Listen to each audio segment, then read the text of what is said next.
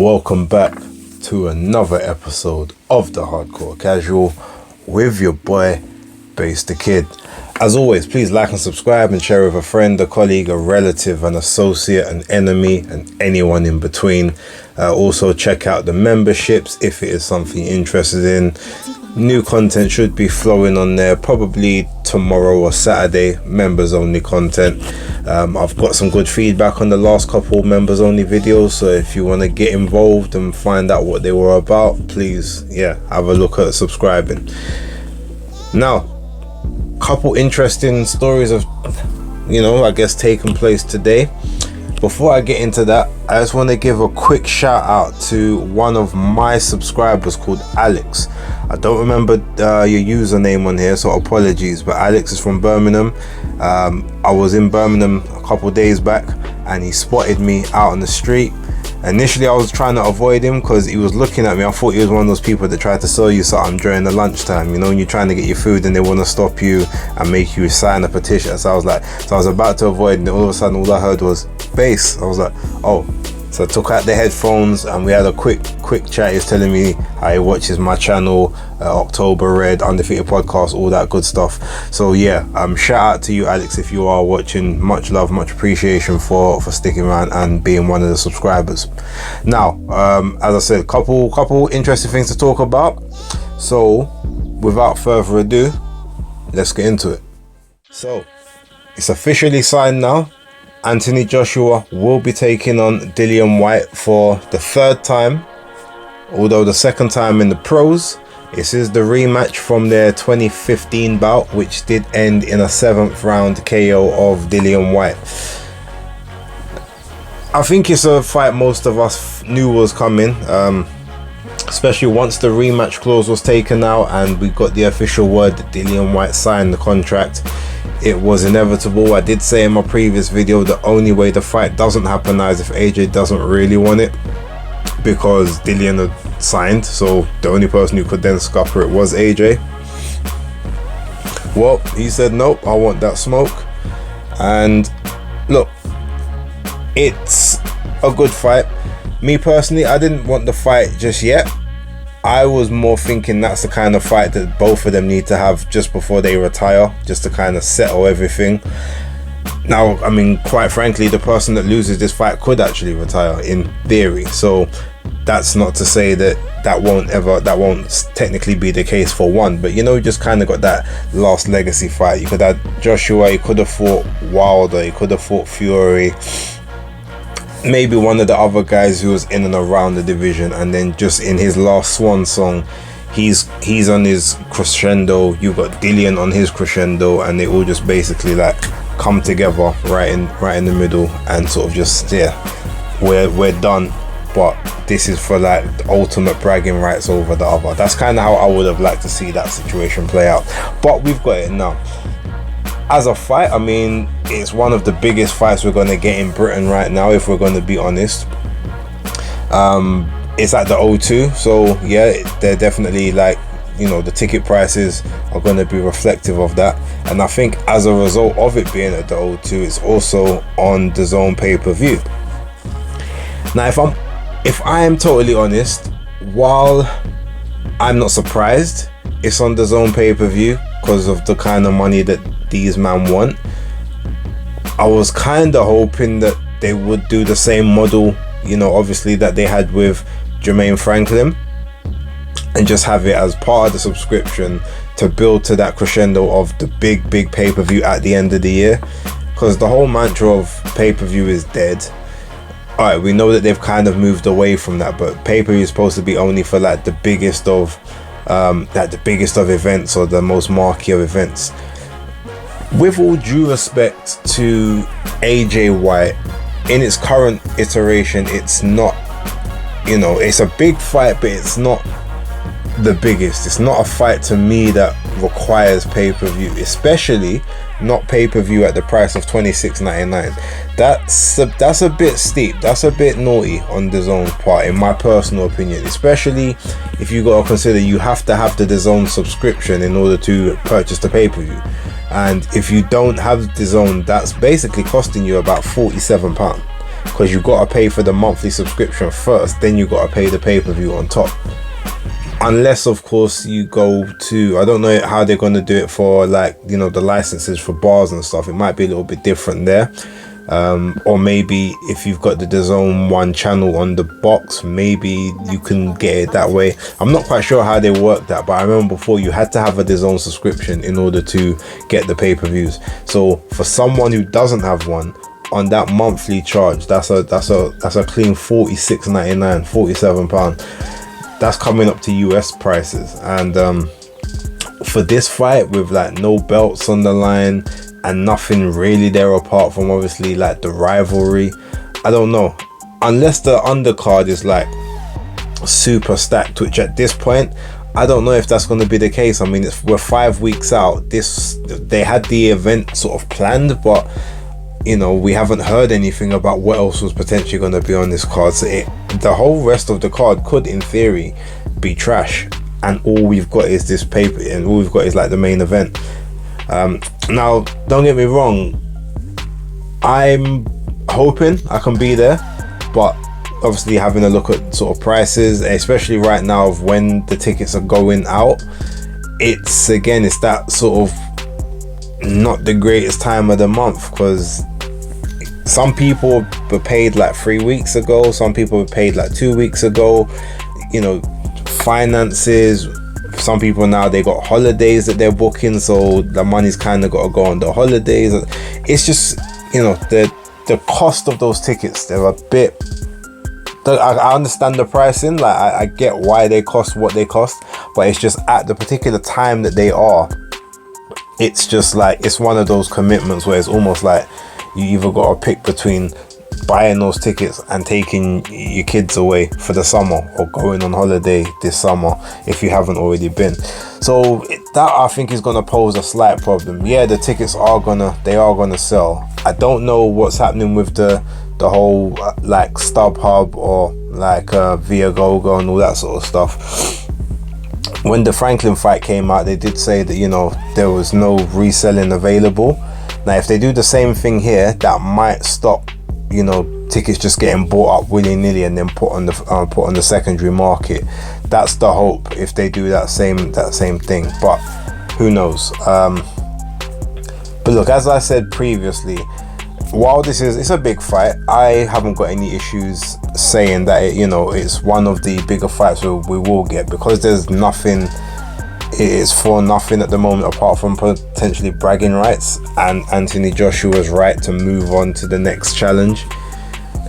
I mean, if Dillian wins, what necessarily happens to, I don't know if it necessarily elevates his stock anywhere, or he's not going to get to go to Saudi, so what does he achieve by winning, unless it's just a case to then have either another payday in a potential rematch, or be put into a mandatory position where he can maybe face one of the other champions for their belts, whether a rematch with Tyson Fury, which is something he said that he wants to run it back with Fury, and maybe a chance to face Alexander Usyk. $26.99 though, that is steep. I don't think that's a smart play right there. Like, I mean, yeah, I get it, but it's, inflation is one thing, but I feel like that's gonna reduce a certain number of pay-per-views. Although having said that, maybe that's why it's as expensive as it is, because they know that they're not going to be able to get the level of pay-per-views they would normally expect from this event, especially how the way the zone is set up. So if you put a couple extra pounds on it, that kind of lessens the deficit in between. But look, it'll be a good fight overall, and I wouldn't be surprised if we get a rather shocking outcome on this. I'm not going to say too much for now, but yeah, let me know what you guys think. I mean, like I said, I think that there should have been a fight more geared towards who AJ is supposed to be fighting next. Everyone knows I was the first one on the FA Jagba train. Very similar dimensions to Deontay Wilder. Employs the jab the same, throws the backhand similarly. You know, not as clean, not as tidy, but a similar level of boxing ability, boxing skill. Like the same height, he's like an inch shorter, but the same reach. Like that to me was just the perfect preparation to get ready for a Deontay Wilder. To me, Dillian Whyte is not the correct preparation. It's a totally different style. It's not going to prepare you for what Wilder can bring. It's, you know, and it's markedly different from even Jermaine Franklin. So you're just fighting these three different styles almost for no reason, and I don't really understand that part. But you know, it is what it is. We'll see what happens. And the one thing I do know is, for at least as long as it lasts, it will be an entertaining fight. It can't be boring. The first one wasn't boring. Neither of them are usually in very boring fights. There's always something dramatic happening at some point. So yeah, we'll wait and see. But that's the news on that. And now we got to talk about a fight that's off. So Vergil Ortiz Jr. versus Amanda Stanionis has once again been postponed because Vergil Ortiz apparently fainted during, I guess, one of his workouts or one of his weight cutting sessions. I believe he may have had either a flare up of his rhabdomyolysis, or potentially his body is just sort of giving up on him. He's being pushed too hard to try and make the weight. I don't know if he uses a nutritionist. I don't know how he goes about making weight. I don't know how hard his team push him to get down to 147. I mean, he's a very big guy normally, so you know, to get down there, maybe his body has just outgrown that particular weight and said, no matter what you do, we're not making this comfortably anymore. Now, that being said, whatever help he does need, I reckon it's time to move up. Whether it's going up to 154, whether it's taking 6 to 9 months out of the ring and building some muscle, you know, onto the body, and just working and functioning at around 160 and just going and competing there. I mean, he's 5'10", I think, you know, decent reach, and I feel like he probably could maturate quite well into that 160 frame. Maybe 154 might be a stretch because we don't know how much irreparable damage is potentially done to his body, but his days at 147 are over, which is a shame. It's also a shame for Amanda Stanionis. Obviously, he's been training hard for this fight as well. We don't know. Obviously, he had an issue with the very first time the fight got called off, so he had it called off once. Ortiz, I think this is the second or the third time potentially that he's now had to have the fight called off. So I think this eliminator, like interim WBA title, is now well and truly done for. I don't see it taking place. If they're lucky, Stanionis might have there might be a stand-in opponent that he can face. Someone else is going to the head of the card, but I can't remember who it was. I did see it in the report. So maybe like Stanionis can have can maybe fight a bit lower down on the undercard and still get paid, because obviously it's not his fault. It would be nice if he could still get his payday. But yeah, look, commiserations to Vergil Ortiz, because it can't be easy, like having to go through that numerous occasions. So yeah, look, I wish him a speedy recovery. I hope that he's okay, and if he does come back to boxing, like, yeah, I hope he comes back at a weight that's more suitable to him, more sensible to him. 154 may still be a bit too tight at this point, so maybe, or at least come back at 160, you know, fight a couple of lesser competition there just to see how you feel, then see if you can gradually get yourself down to 154. But yeah, 147, done, kaput. But putting all of that aside, you know, giving my well wishes to him, it also makes me now think of a certain Oscar De La Hoya, who a couple weeks ago had Eddie Hearn's name in his mouth, like basically laughing at Eddie, saying, "Oh, another shit event from Eddie Hearn.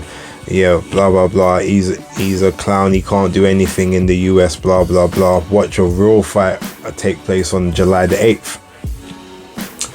Well, where's the real fight, Oscar?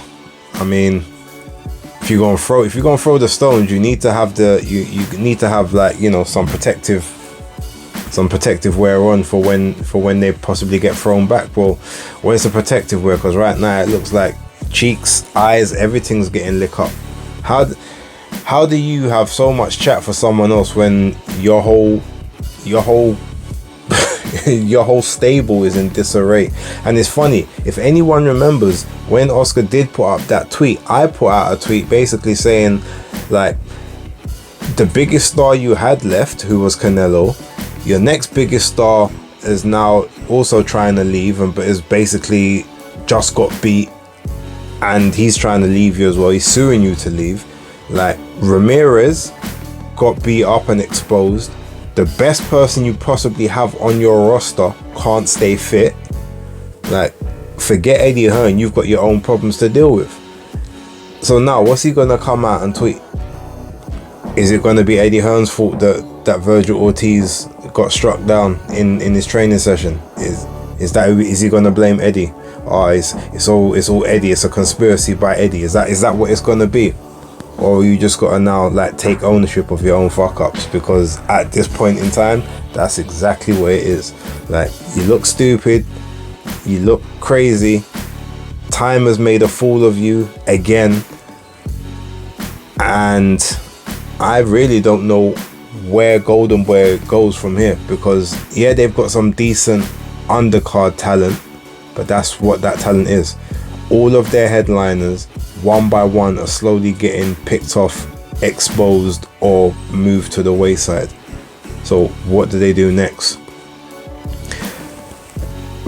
Yeah, it's a good thing that, you know, the Zone have now looked like they've struck a deal with Tasman fighters in Australia to create even more content, because if they were relying on Golden Boy, I don't know how much they'd be getting from that relationship. And I would not be surprised if that part of the agreement either reduces heavily in you know, sort of in budget, or if that their contract that was renewed the other day has a certain little cut-off point. Maybe there's metrics that if this person or that person is no longer on your promotion, we have the rights to either terminate or reduce the length of service.